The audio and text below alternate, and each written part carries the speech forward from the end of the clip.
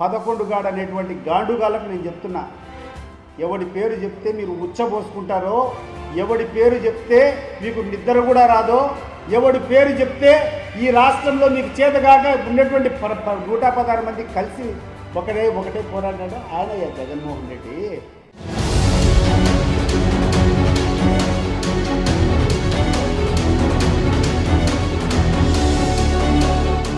మాజీ ముఖ్యమంత్రి వైఎస్ జగన్మోహన్ రెడ్డి ఇష్టమైన వ్యక్తుల జాబితాను చూస్తే ఒకరిద్దరు మినహాయిస్తే అంతా పనికిరాని వారే అని వైసీపీ నేతలు ఆవేదన చెందుతుంటారు. వాళ్లైతే వంగి వంగి దండాలు పెడతారనో, తిట్టినా తిట్టించుకుంటారనో, కొట్టినా కొట్టించుకుంటారనో కారణాలు తెలియదు కానీ వైసీపీకి రాజకీయంగా పనికొచ్చే వాళ్లు కనిపించరు.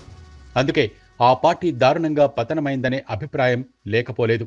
ఈ నేపథ్యంలో సరైన వాళ్లను పెట్టుకోకపోతే రానున్న రోజుల్లో రాజకీయంగా తిరిగి పూర్వ వైభవానికి చేరుకోలేమనే భయం జగన్ను వెంటాడుతున్నట్టుంది. పులివెందుల్లో సుదీర్ఘకాలం పాటు రాజకీయ ప్రత్యర్థి అయిన ఎస్వి సతీష్ రెడ్డిని వైసీపీలో చేర్చుకోవటం జగన్ చేసిన మంచి పని.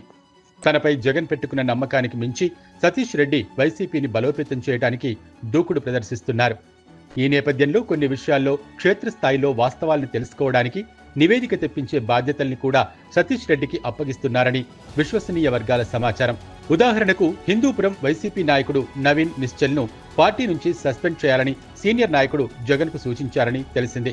అయితే అనంతపురం జిల్లాలో కొందరు నాయకులకు నమ్మి బాధ్యతలు అప్పగిస్తే సొంత వాళ్ల కోసం నిజమైన జగన్ అభిమానుల్ని ఎలా బయటికి పంపుతున్నారో జగన్కు మరో వర్గం వివరించింది.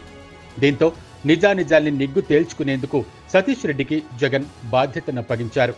క్షేత్రస్థాయిలో సతీష్ రెడ్డి లోతుగా విచారించి జగన్కు నివేదిక ఇచ్చారు. వాస్తవాలు తెలుసుకున్న జగన్ పార్టీ నుంచి నవీన్ నిశ్చల్ను బయటికి పంపాలన్న నిర్ణయాన్ని మార్చుకున్నారు. ఇలా అనంతపురం జిల్లాలో వైసీపీని బలోపేతం చేయడానికి సతీష్ రెడ్డే సరైన నాయకుడని జగన్ గట్టిగా నిర్ణయించుకున్నారు. ఈ క్రమంలో రాప్తాడు నియోజకవర్గంలో హత్యకు గురైన లింగమయ్య కుటుంబాన్ని పరామర్శించడానికి జగన్ వెళ్లనున్నారు. జగన్ పర్యటన ఏర్పాట్ల బాధ్యతను సతీష్ రెడ్డికే అప్పగించడం విశేషం. సతీష్ రెడ్డికి వైసీపీ జగన్ ప్రయోజనాలు తప్ప వ్యక్తిగత స్వార్థం లేదని గ్రహించడం వల్లే ఆయనకు అనంతపురం బాధ్యతల్ని అప్పగించినట్లు పార్టీ వర్గాలు చెబుతున్నాయి. ఇంతకాలం కొందరు పెద్ద నాయకులు తమకు పనికొచ్చే వాళ్లను అందలం ఎక్కించడం, గిట్టని వాళ్లను అణగదొక్కడం చేస్తూ వచ్చారు. అందుకే అనంతపురం జిల్లాలో వైసీపీ బలహీనపడింది. అక్కడ వైసీపీని బలోపేతం చేయడానికి సతీష్ రెడ్డి సరైన నాయకుడిగా జగన్ గుర్తించడం, ఆయన్నే ముందుకు పెట్టడంపై ఆ జిల్లాలోని నాయకులు సంతోషిస్తున్నారు.